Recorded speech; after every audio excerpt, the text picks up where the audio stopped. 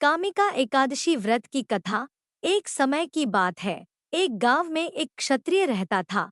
वह अपने आप पर बहुत गर्व करता है। उसे अपनी शक्ति और बल पर उसे अभिमान था। क्षत्रिय भगवान को बहुत मानता था, लेकिन उसके मन में घमंड था।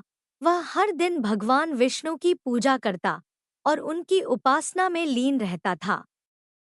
एक दिन वह किसी महत्वपूर्ण कार्य के लिए घर से बाहर यात्रा पर निकला। रास्ते में उसकी मुलाकात एक ब्राह्मण से हो गई। दोनों में किसी बात को लेकर झगड़ा हो गया।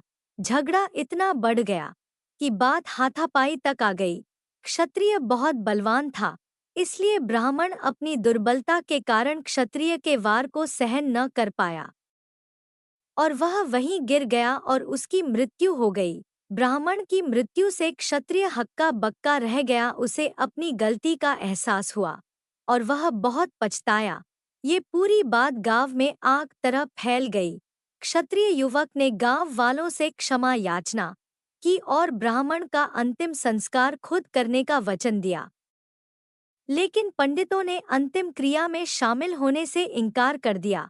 तब उसने ज्ञानी पंडितों से अपने पाप को जानना चाहा, तो पंडितों ने उसे बताया कि उसे ब्रह्मा हत्या दोष लग चुका है, इसलिए हम अंतिम क्रिया के ब्राह्मण भोज में आपके घर भोजन नहीं कर सकते हैं। यह सुनकर क्षत्रिय ने ब्रह्मा हत्या दोष के प्रायश्चित का उपाय पूछा। तब पंडितों ने कहा कि जब तक वह सावन मास के कृष्ण पक्ष की एकादशी तिथि को विधि पूर्वक भगवान विष्णु की पूजा नहीं करता और ब्राह्मणों को भोजन नहीं कराता और दान दक्षिणा नहीं देता, तब तक वह ब्रह्मा हत्या दोष से मुक्त नहीं हो सकता है। क्षत्रिय ने ब्राह्मण के अंतिम संस्कार के बाद पंडितों की सलाह मानते हुए कामिका एकादशी के दिन पूरी श्रद्धा और विधि के अनुसार भगवान विष्णु की पूजा की। फिर उसने ब्राह्मणों को भोजन कराया और दान दक्षिणा भी दी। इस तरह भगवान विष्णु की कृपा से वह क्षत्रिय ब्रह्मा हत्या दोष से मुक्त हुआ।